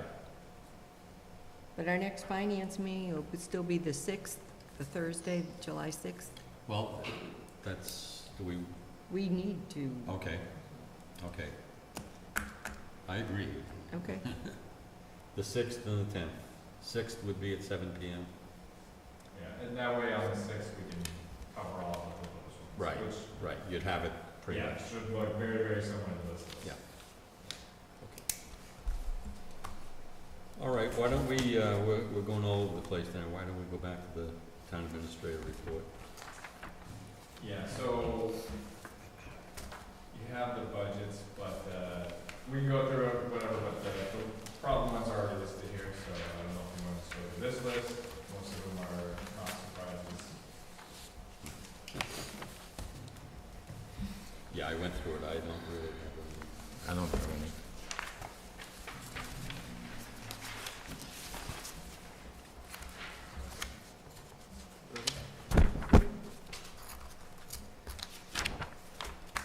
So do we have, Are there any extras of this list? yeah, I Yep. think so.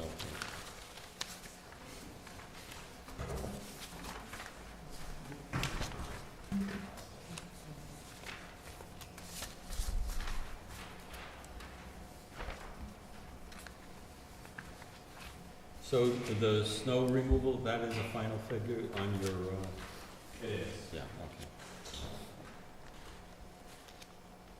And unemployment compensation, is that a, or is this some payouts in,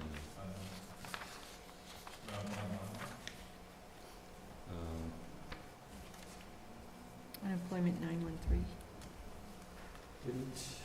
wasn't there an article to transfer money that wasn't stated to cover the compensation fund? For the, yeah, so we weren't, but there's enough money in the actual unemployment compensation fund that, Okay, we're we gonna won't need to have to, cover this okay. year. all right, okay.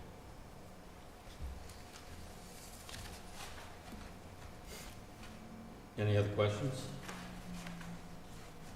Do you have a question about legal? Oh, yeah, I had a question about legal for Board of Health. There seems to be a discrepancy down there between the health agent and the board on the attorney coming out of Fall River. and I had a call from one of the, or two of the members of the board asking, do they have to use an attorney out of Fall River? And why is an attorney why aren't they allowed to use the attorney or name the attorney? And my recollection to that, in the past, the selectmen had passed an edom and voted that nobody in the town hall can use an attorney without their permission. So do you know if that's been rescinded? No, it hasn't. Do you know then you technically are in charge of the Board of Health. Who hires the attorney and at Yeah, so- whose request? Yeah, so I hired the counsel. So we do have, KP is our regular counsel, but we do have a special counsel, and they are, I don't know if it's Fall River, but yeah, it's in that general area. So I mean, he specializes in that area. I like working with him. I think he's very responsive, and sometimes firms, no offense, but sometimes firms, they charge you for every like 2 minutes. I feel like Clem, he's the attorney, he's very reasonable, he doesn't charge you nickel and dime. I'm very pleased with his services. Could I respectfully request that you get in touch with the members of the health board and sit them down and speak to them? Yes. We follow the money, you do the hiring. Yeah, I can talk. Thank you. Thank you, Mr. Chairman. Through the chair, I do have one question on this. The police salaries, they're at 98.7% of their budget. Are they gonna make it through the end of the year? As far as their salaries go? Yeah, so let me look into that. Because when the salary adjustments were all made in October, Oh, true. I think some of them are coming from an article that was created at that meeting, which is a separate fund.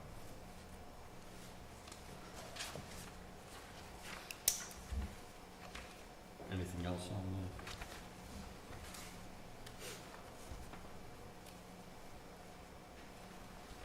No, that's all I have. Well, we've got you. Any update as far as the transfer, waste transfer contract? Is that going out, RFP, or? Yeah, so I'm meeting with the current company next week. Okay. And I already have a meeting, so I don't want to show my hand. Okay. All But right. yeah, it's a process. So Okay. We only got 2 months, July and August. Does it expire September 1st? Yes. Expedited process.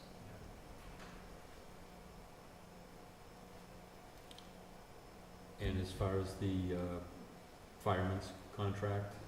Oh, actually, yeah. Is that on the agenda? I mean, No, so, I'm sorry. No, but it's fine. So we have negotiated something that we both feel very comfortable with. It's a 2%, 2.5%, 3%, which is between what most of the departments or collective bargaining units settled and what the police settled at. The fire department is actually very small; they're all part-time, so that 2% increase is a total of $6,000. So it's very little cost to the town. Is that rate going to have any impact on the non-union? There's only one non-union fire department. No, as far as the No, I'm talking overall. about the non-union. Yeah, that's not gonna change. That's what it's budgeted as it is. How is that going to work? Is that? So it's just the average of what's under contract. Okay, but that'll be under contract when it's signed, so. I guess Yeah. when the budget's passed. It needs to be tightened up, yeah. Yeah. I mean, in general, I'm not exactly supportive of that bylaw. I agree. Yeah, I agree. And I think, I want the ability to adjust salaries as appropriate, Yeah. but actually for the very first year, well, you started getting to know people. Yeah. Worked out beautifully.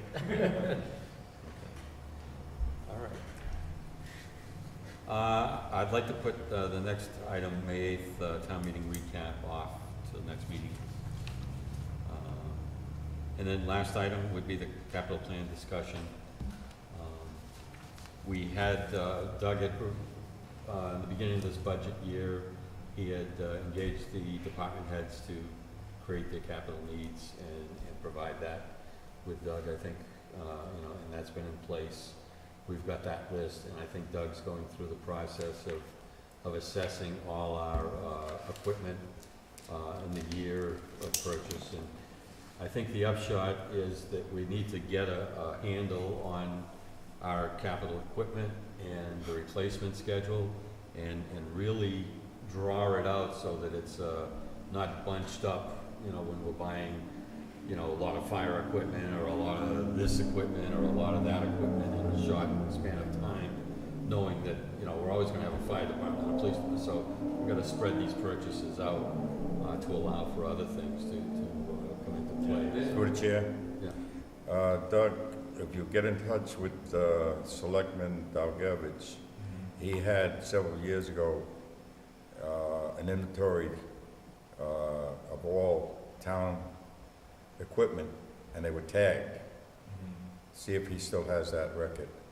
Yeah, okay, I can ask him about it. So what I did do is I took our statement of values from the insurance company, so every vehicle they're insuring, so they know it. So I took all those pieces of equipment, and I asked department heads to, tell me what date they need to be replaced.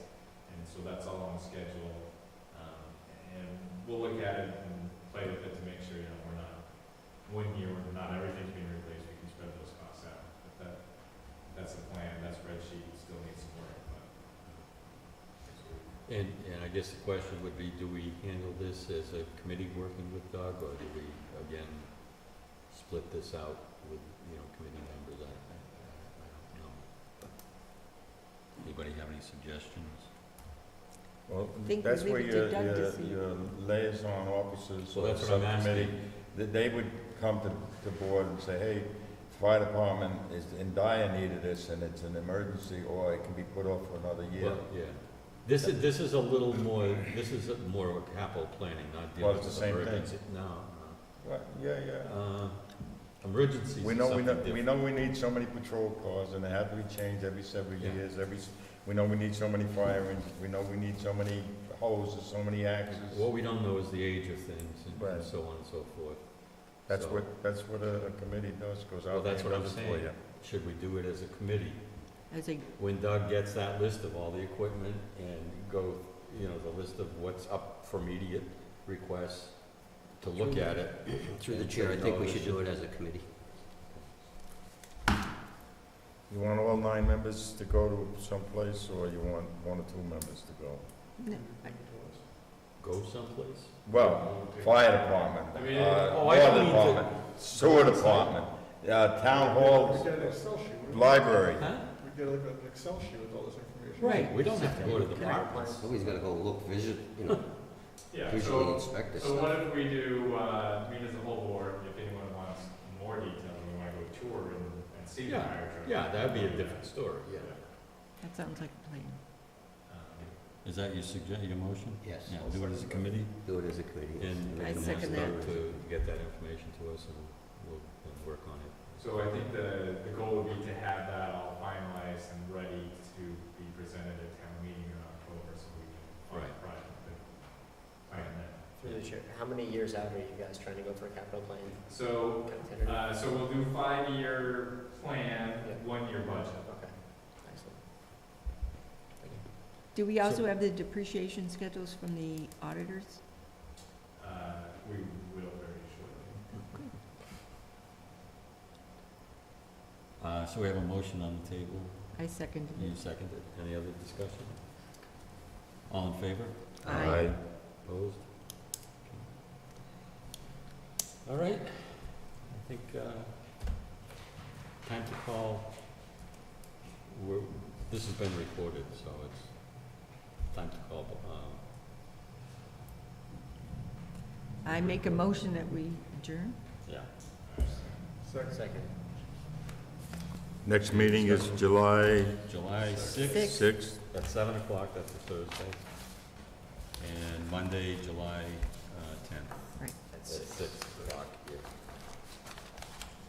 Can we have So, five-year plan? we're all, I'll text Greg. Projection. Yeah, that's what I meant, Greg, yeah. Okay. Okay, all in favor? Aye. Opposed? Okay. Thank you, everyone. So like next meeting, Lori.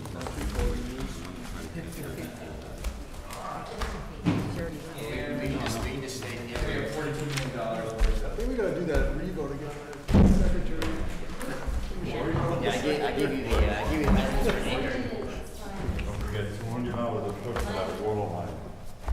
I don't think we're gonna get too many feet. 42 million, it's not that bad. I just got your request. I don't wanna see you. And I forwarded it to the select. Unless I get my, Because that's where it needs to go. Okay, I wasn't sure. Yeah. Right, yeah. right. So I just saw it today and forwarded it, because I had asked Courtney if she saw Courtney's what's that? And she had it, so then I went home and looked and saw it, so I just passed it on to her today. Do we have one more appointment? One appointment? Technically, let me just explain, this board is under ranking for the membership. Technically, this board in the charter. You may need to be replacing the selectmen appointees anyway. I'm sorry? You may need to be appointing the selectmen appointees anyway. One of the members may need to be. Did you buy a house? What kind? I have to, I'll be moving on July 14th, so effective July 10th will be my last meeting. Oh, okay. So I'll be my resignation at that time. Okay. Where are you moving? Worcester. Oh. Worcester. I waited 8 months trying to buy something here in Webster and couldn't find anything, so next logical step. But, so there'll hopefully be no conceit there for you. So. Oh, sorry. So, we're I'm going sad to from hear that 15 comment. members to 9 members, put that in the charter. So we're in a state of flux on how many people we want to take on, but I'll have to talk to the board. Lori has requested a letter to be on the finance committee, and I just forwarded Are it. you sure about that? No. Yeah. These are live, actually, so, Oh, they are? I don't think it's turned it off yet. Yeah. Yeah. Well, thank you very much, I appreciate it. And I recall the selectmen have appointed their 3. No, they haven't. They That's, haven't. no, they've only appointed 2. Those 2. Those 2. One's going. And one's going. So I wanted to keep them at 3, but I suggested they appoint one for 2 years. And that would make a third, the 3 appointments. So I forwarded that email to the selectmen. Okay. So if you could. Yeah, so we'll put that on the agenda for the 19th, Yeah. 19th of June. Yeah. They may invite you, I don't know, is that how it works? Are you busy that night? It's a Monday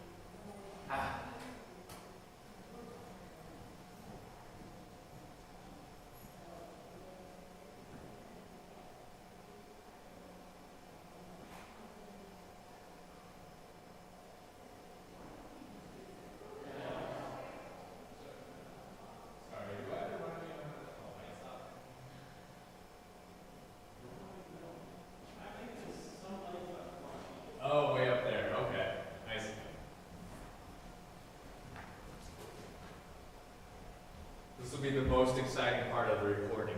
I'll take it I just, you can shut that one off. You move it in? Yeah, We're